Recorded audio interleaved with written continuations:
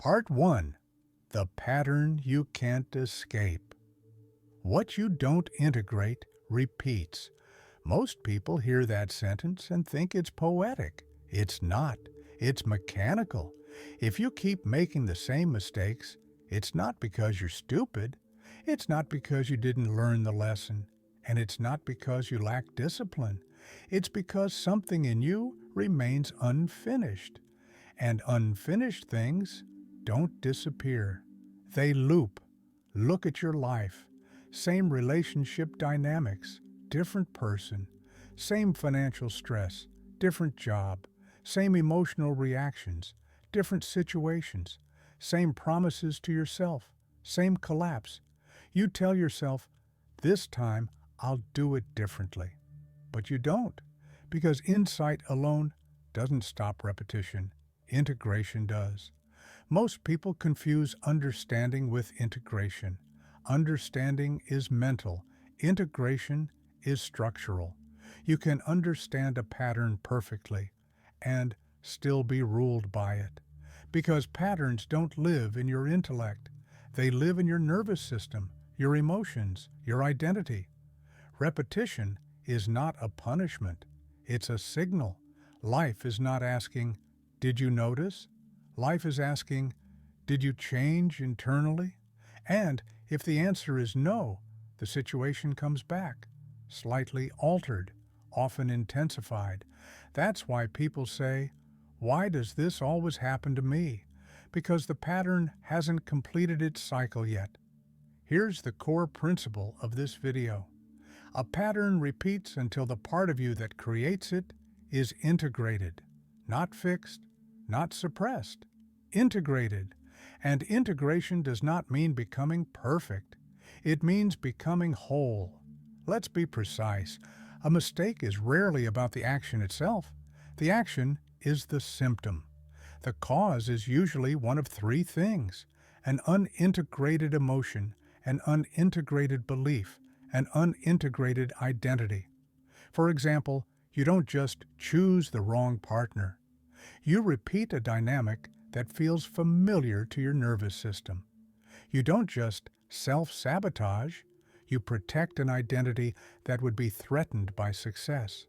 You don't just lose control. You release emotions you've been storing for too long. Repetition is not random. It's loyal. It repeats what you haven't resolved.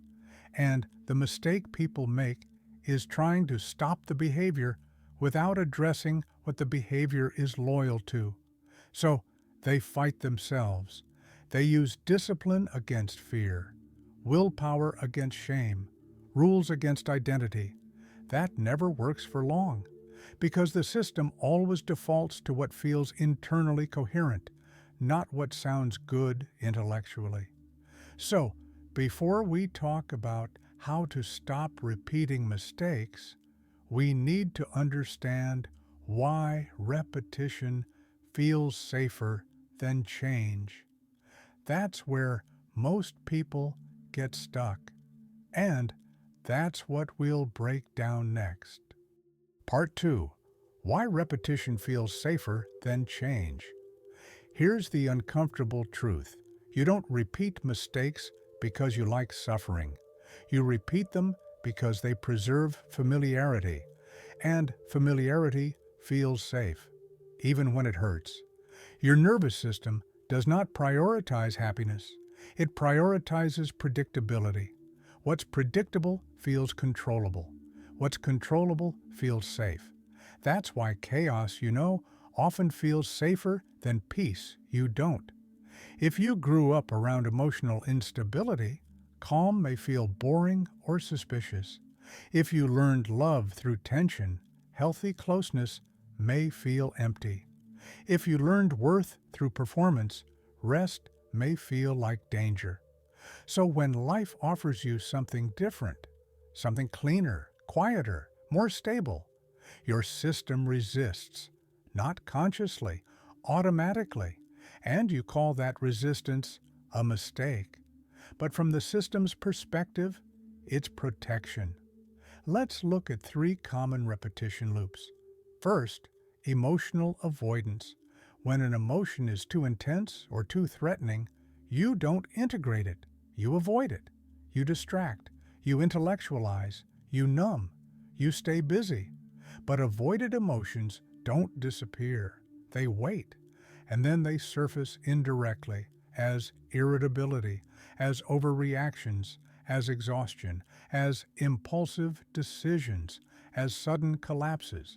So you say, why do I keep reacting like this? Because the emotion never got processed. It only got postponed. Second, identity loyalty. Every person has an identity they protect. I'm the strong one. I'm the rational one.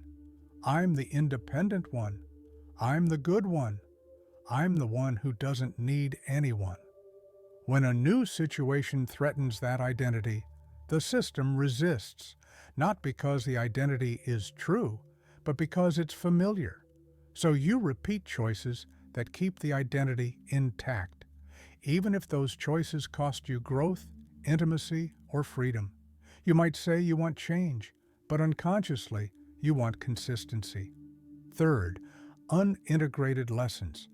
A lesson is not integrated until it changes how you feel and act under pressure.